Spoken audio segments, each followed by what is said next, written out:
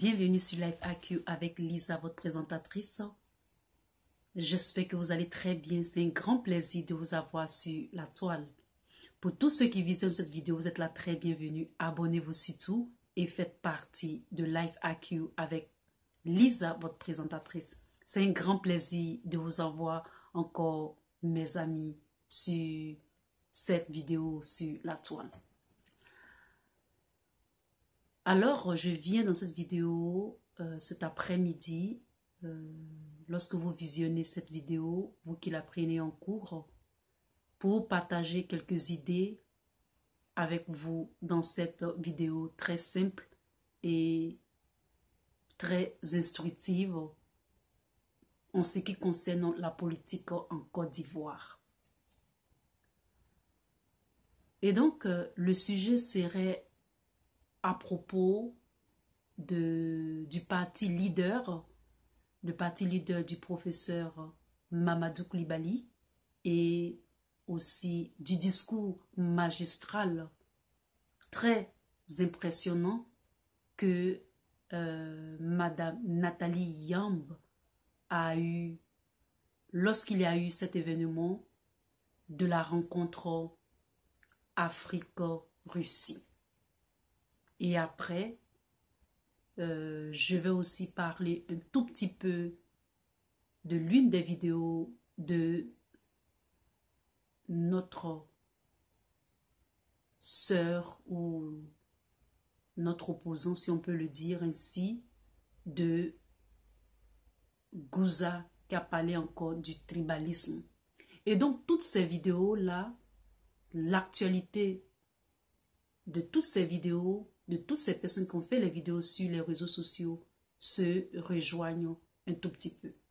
Alors, je vais commencer par le discours de Madame Nathalie Yamb. Dans cette vidéo, j'aimerais féliciter Madame Nathalie Yamb d'avoir exposé la réalité de la politique des pays africains, spécialement celle des pays de l'Afrique de l'Ouest, avec la politique française, c'est-à-dire les relations exactes, les relations réelles de cette politique-là qui engouffre les pays de l'Afrique de l'Ouest, en particulier la Côte d'Ivoire et les autres pays dans le gouffre. Le gouffre du tâtonnement encore du développement de ces pays-là. Madame Nathalie Yamb, j'ai été vraiment impressionnée et j'ai été très contente que vous avez eu cette force de frappe de dire au monde entier dans ce discours-là, dans cet événement-là, les réalités que vive la Côte d'Ivoire avec les politiques françaises. Je suis heureuse parce que c'est une femme qui a osé, sans langue de bois, dire la réalité. Et je suis impressionnée parce que c'était mon combat. C'est ce combat-là, c'est cette vision-là, c'est ce que moi, à travers toutes les vidéos, c'est ce que je voulais.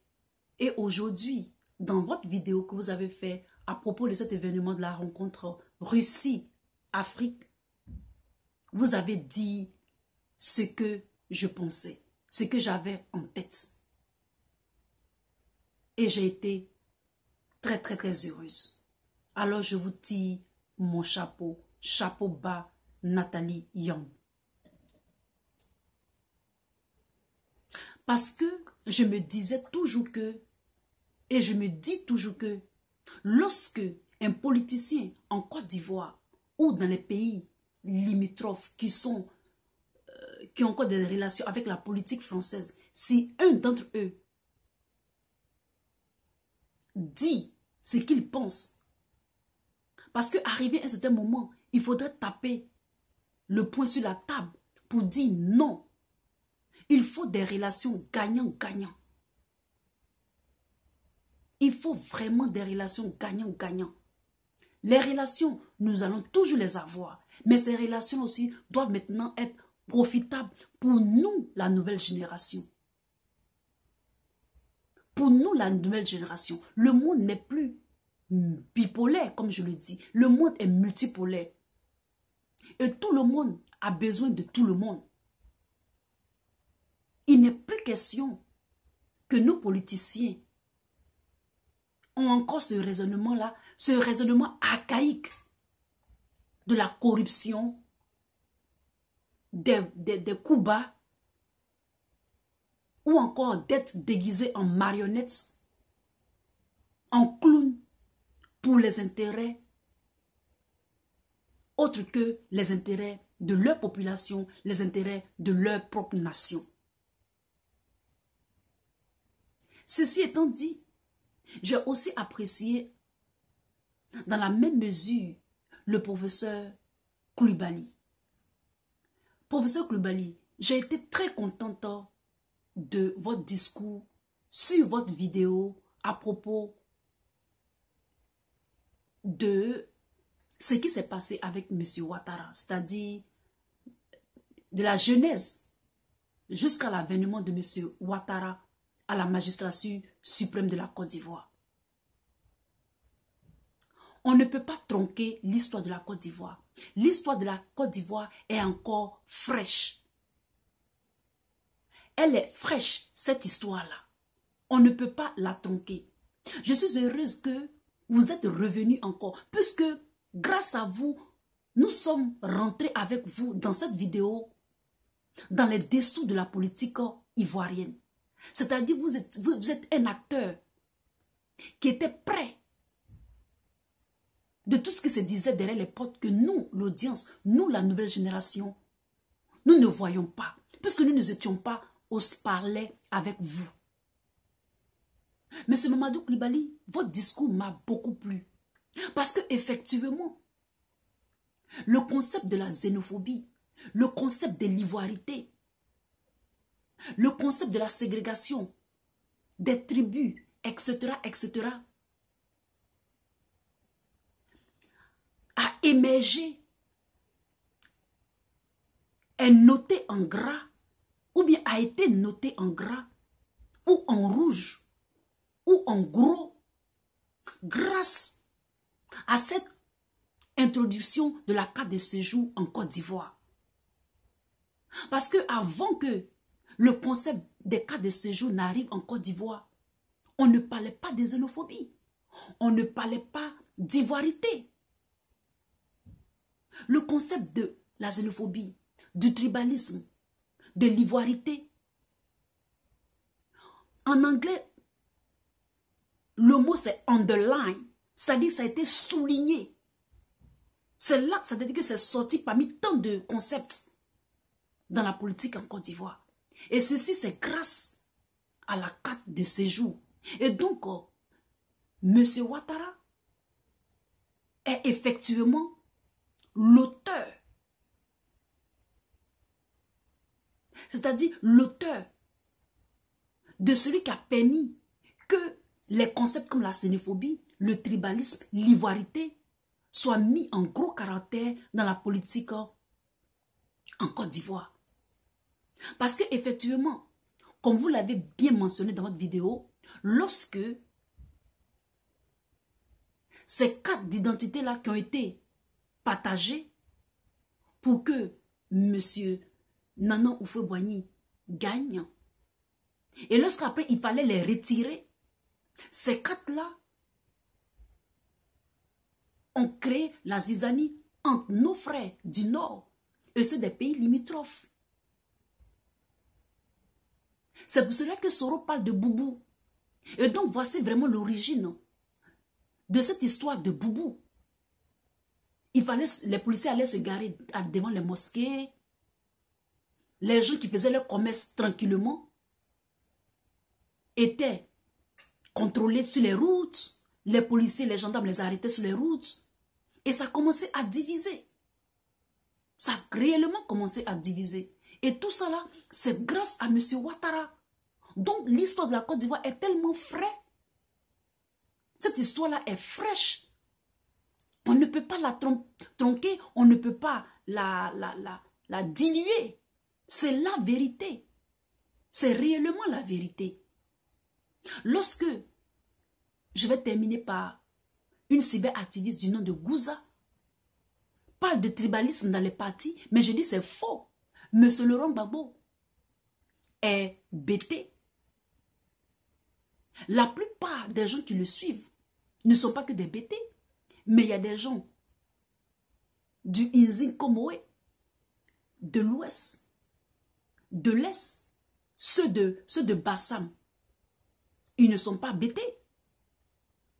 Les cadres qui sont au FPI, ils ne sont pas que des bêtés. Mais regardez même d'abord au temps du fouet.